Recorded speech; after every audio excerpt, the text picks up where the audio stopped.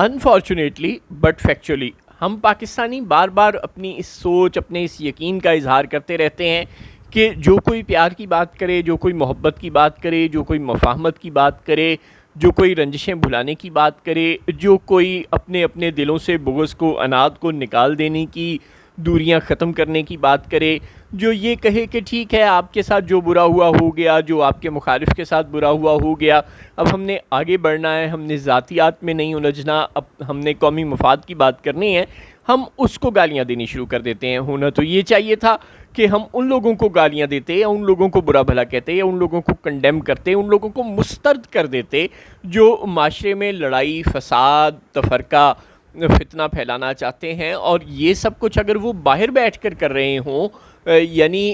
پہنچ سے باہر بیٹھ کر کر رہے ہوں عوام کی، پاکستانیوں کی اور پاکستان کے طاقتور اداروں کی، تو پھر اور بھی افسوسناک بات ہو جاتی ہے کہ آپ تو کسی بھی قسم کے نتائج کو بھگتنے کے اثر سے دور ہیں، لیکن یہاں موجود لوگوں کو لڑا رہے ہیں۔ لیکن ہم ان لوگوں کو جو ایسی حرکتیں کرتے ہیں، جو باہر بیٹھ کر اندر موجود لوگوں کو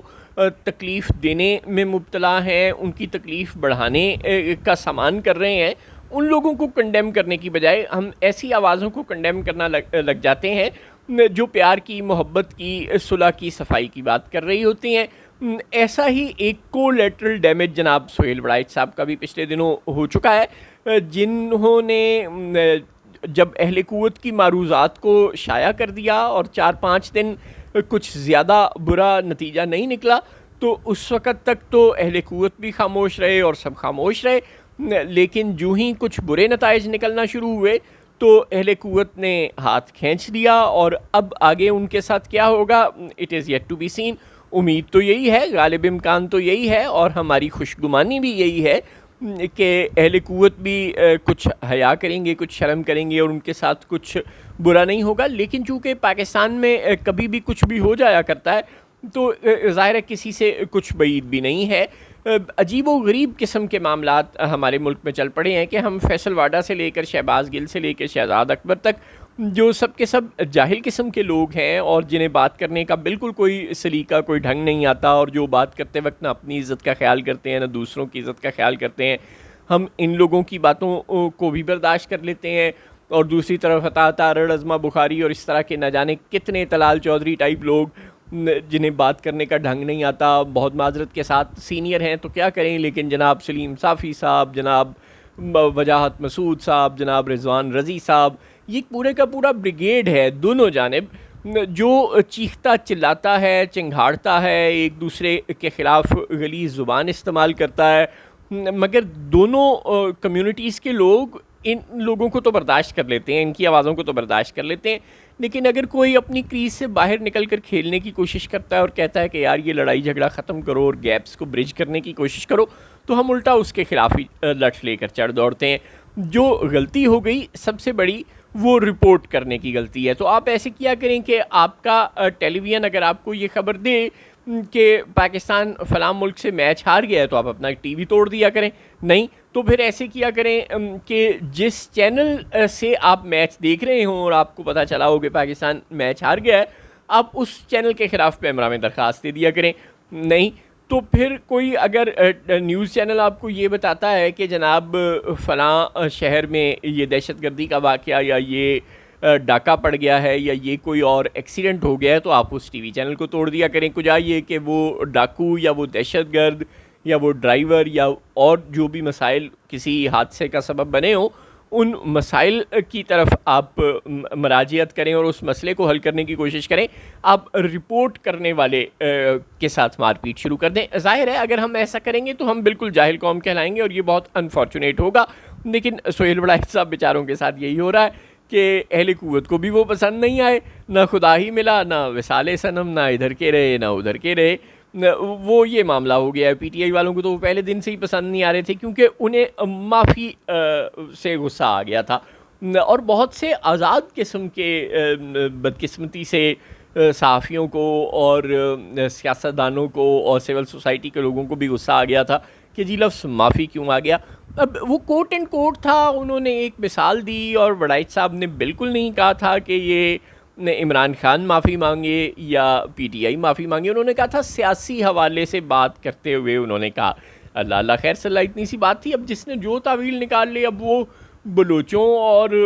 کو لاپتہ کرنے والوں اور بلوچوں کے مابین بھی ہونے والے مسئلے سے متعلق معافی کا لفظ ہو سکتا تھا, وہ کسی اور کے متعلق بھی ہو سکتا تھا, لیکن پی ٹی آئی والے نے اس کو اپنی طرف کھینچ دیا اور ایک طوفان مچ گیا سوشل میڈیا پر. جب یہ مثال وائرل ہو گئی اور اس پر ہر طرف سے سوال, خاص طور پہ کچھ ملا ٹائپ لوگوں کی جانب سے بھی سوال اٹھائے جانے لگے کہ جناب یہ اللہ اور فرشتوں اور شیطان والی جو مثال ہے یہ یہاں زمین کے لوگوں پر کیسے لاگو ہوتی ہے, تو اس پر کچھ لوگوں کو غصہ آ گیا یا کچھ لوگ گھبرا گئے کہ کہیں یہ ہم سے وابستہ نہ ہو جائے. چنانچہ انہوں نے پورے کے پورے انٹرویو کو ڈس اون کر دیا. انہوں نے کہا ہم نے تو ایسی کوئی بات ہی نہیں کی, ہم نے تو کوئی انٹرویو نہیں دیا, انٹرویو نہیں تھا, وہ تو تقریر تھی یا وہ کھانے کی میز پر ہونے والی گفتگو تھی بقول وڑائچ صاحب کی نئی قسط کے. اور ظاہر ہے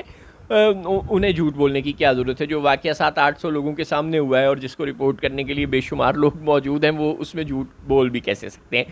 تو یہ سب جو ہو رہا تھا اور جو کسی نے کہا تھا تو وہ کوٹ اینڈ کوٹ تھا. اب اس میں اس بیچارے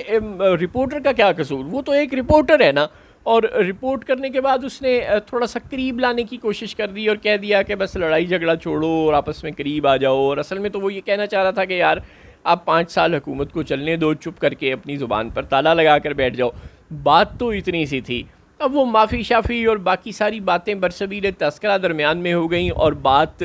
چلی کہاں سے تھی اور پہنچ کہاں سے گئی, بجائے اس کے کہ اس سارے ڈائلاگ میں سے کوئی خیر مستور برآمد ہوتی. ایک نیا شر اس وقت تک تو لگ رہا ہے کہ برآمد ہو گیا, ایک نئی لڑائی برآمد ہو گئی ہے جس کے نتیجے میں ظاہر ایک کمزور آدمی ہی مارا جاتا ہے. اب باوجود اس کے کہ اہل قوت کو پتہ ہے کہ وڑائچ صاحب کا کوئی قصور نہیں ہے, لیکن اس کے باوجود اپنی طرف آنے والی کسی بھی باؤنسر کو روکنے کے لیے, اپنی طرف آنے والے کسی بھی یارکر کو روکنے کے لیے, اپنی طرف آنے والے تھپیڑوں کو روکنے کے لیے بہترین طریقہ یہی تھا, ایکسٹرا کلیور ٹرک یہی تھا کہ وہ ساری کی ساری جو بازی ہے وہ ہی پلٹ دیتے اور وہ مکمل طور پر رخ وڑائچ صاحب کی طرف موڑ دیتے, اور وہ انہوں نے موڑ دیا ہے. اب دیکھیں کہ پیکا ایکٹ اور سائبر کرائم ایکٹ ایف آئی اے کا اور سب کچھ تو ایکٹیویٹ ہو ہی گیا ہے, آگے دیکھیے ہوتا کیا ہے, لیکن ایسا ہونا نہیں چاہیے. امید نہیں ہے کہ ایسا کچھ ہوگا, ابھی بھی ہمیں یہ گمان ہے, یہ خوش گمانی ہے کہ ایسا کچھ نہیں ہوگا. کوئی غلط حرکت وڑائچ صاحب کے خلاف, کوئی ریاستی جبر کا شکار وہ نہیں بنیں گے. اور ظاہر ہے اگر انہیں بنانے کی کوشش کی جائے گی تو انہوں نے اپنا ایک نام کمایا ہے, ایک عزت کمائی ہے, اور اہل قوت کو بھی اس بات کا اچھی طرح سے پتہ ہے کہ زیادہ لوگ ان کے ساتھ نہیں کھڑے ہوں گے. ایک بہت بڑی تعداد ان لوگوں کی, سول سوسائٹی کی, وڑائچ صاحب کے پیچھے بھی کھڑی ہوگی. نتیجہ یہ ہوگا کہ صرف بدنامی ہوگی, وہ ککڑی کھے اڑائی اپنے سر چپائی والی بات ہو جائے گی. لہٰذا جو بھی لوگ مفتی منیب اور مولانا عبدالخبیر آزاد جیسے